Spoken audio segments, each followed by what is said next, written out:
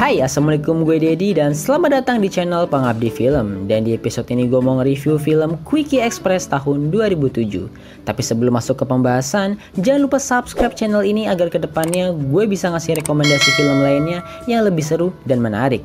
Dan juga review gue ini akan ada banyak spoiler, jadi buat lo yang gak suka dengan spoiler, lebih baik jangan diteruskan ya. Oke, mari kita bahas filmnya. Ini dia. Quickie Express adalah film keluaran tahun 2007 yang disutradarai oleh Dimas Jai, dan film ini bercerita tentang seorang cowok bernama Jojo yang bingung dengan kehidupannya karena selalu gagal di setiap pekerjaan yang ia jalani. Berbagai macam pekerjaan telah ia lakoni, mulai dari cleaning service, tukang tato, sampai tukang tambal ban.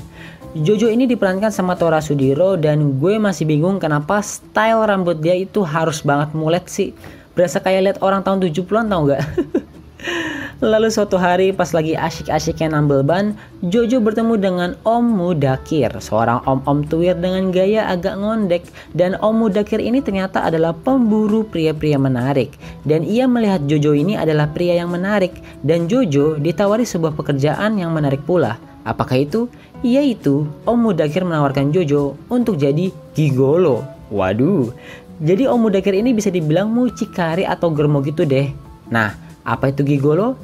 Kalau kita mengikuti definisi Kamus Besar Bahasa Indonesia, gigolo memiliki dua arti. Yang pertama adalah laki-laki bayaran yang dipelihara seorang wanita sebagai kekasih, dan arti yang kedua adalah laki-laki sewaan yang pekerjaannya menjadi pasangan berdansa. Tapi kalau menurut masyarakat setempat, ya gigolo itu pekerja seks komersial tapi versi cowok. Nah, Om Mudakir ini ngajakin Jojo buat datang ke markasnya Doi, dan ternyata markasnya Doi adalah sebuah restoran pizza bernama Quickie Express yang ada di judul film.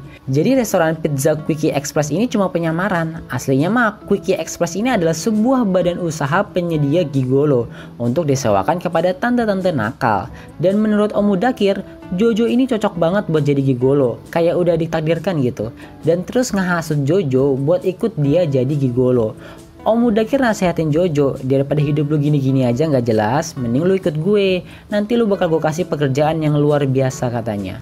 Awalnya Jojo yang masih ragu-ragu perlahan jadi mau, karena ya mesti gimana lagi, karena Jojo bisa dibilang adalah cowok yang madesu alias masa depan suram.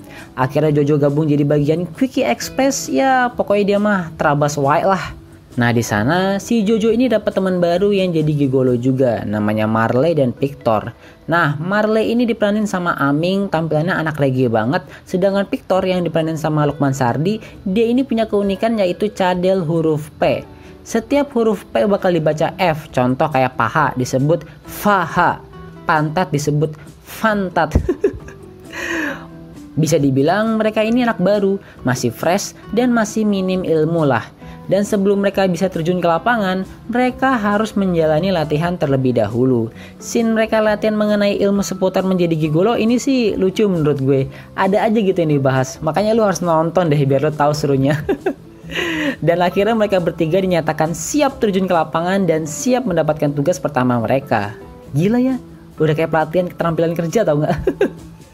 Awalnya mereka bertiga ditempatkan di posisi bawah, jadi gigolo pemula yang bagiannya melayani tante-tante biasa.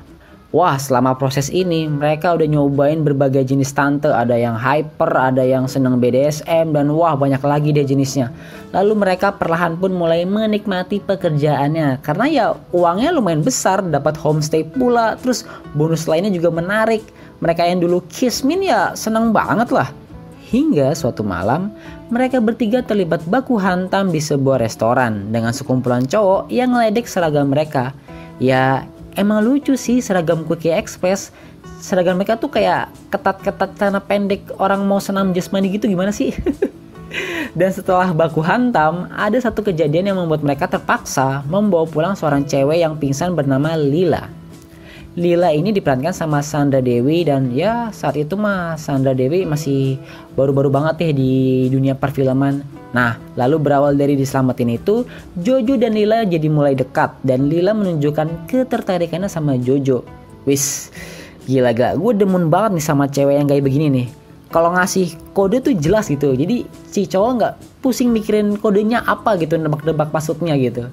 Lalu kemudian juga level gigolo dari Jojo, Marley, dan Victor juga naik. jadi level advance atau expert gitulah. Jadi udah nggak pakai seragam lagi dan fokus ngelayanin tante-tante kaya raya. Ya elah, ini gigolo pakai segala ada level-levelan kayak bon cabe. Di lain sisi, Jojo bener-bener beruntung banget. Selain naik level, kedekatan dia dengan Lila juga semakin intim dan Jojo juga niatnya mau serius dengan Lila. Tapi teman-temannya, Marley dan Victor ngingetin bahwa ternyata bokapnya Lila itu baru diketahui bukanlah orang sembarangan. Dan ternyata bokapnya Lila adalah Jan Peter, seorang bos mafia berdarah dingin. Waduh. Tapi Jojo cuek dan gak dengerin apa kata teman-temannya. Hingga suatu hari Jojo dapat panggilan dari Tante Mona, seorang tante kaya raya, dan Tante Mona ini bisa dibilang tergila-gila sama Jojo. Ya jadi gigolo eksklusifnya Tante Mona gitu deh. Di tengah kebahagiaan Jojo pada suatu malam, Jojo diajak Lila untuk makan malam di rumahnya dan ternyata Tante Mona itu adalah ibunya Lila. Alamak jang, macam mana pula ini. Paniklah si Jojo ini. Diperparah bokapnya Lila, si Jan Peter yang seorang bos mafia itu tentu gimana ya, membuat Jojo semakin tertekan dan semakin panik gitu. Kalau sampai Tante Mona ngasih tahu ke Lila dan sampai Lila tahu pekerjaan Jojo yang sebenarnya tuh apa, habislah nih si Jojo. Lebih habis lagi kalau sampai bapaknya Lila tahu. Wah, itu Jojo bisa dikubur hidup-hidup kali. Nah, kira-kira bagaimanakah kisah kelanjutan karir gigolo Jojo ini ya? Dan mampukah dia melewati semua hal tersebut dan apakah akan happy ending? Secara keseluruhan, Quickie Express ini tampil sangat menghibur karena setiap karakter punya keunikan yang berbeda dan membuat film ini terasa penuh dengan warna.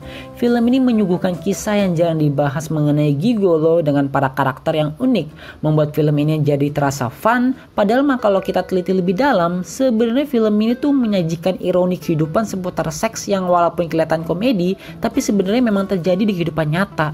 Terus juga nanti menjelang akhir film akan ada twist sedikit seputar karakter dalam film ini yang akan bikin lo kaget terus ngakak dan seraya berkata, what the fuck? Jadi bagaimana menurut kalian? Tertarik untuk menonton? Ya oke teman-teman, sekian untuk review film kali ini. Semoga review dari gue dapat menjadi rekomendasi tontonan yang menarik untuk lo. By the way, jangan lupa subscribe dan like video ini. Dan kalau kalian punya rekomendasi film lainnya, bisa kalian komen di bawah atau bisa juga komen di Instagram gue di @pangabdifilm. Sampai jumpa di review berikutnya. Terima kasih. Wassalamualaikum dan selamat menonton filmnya.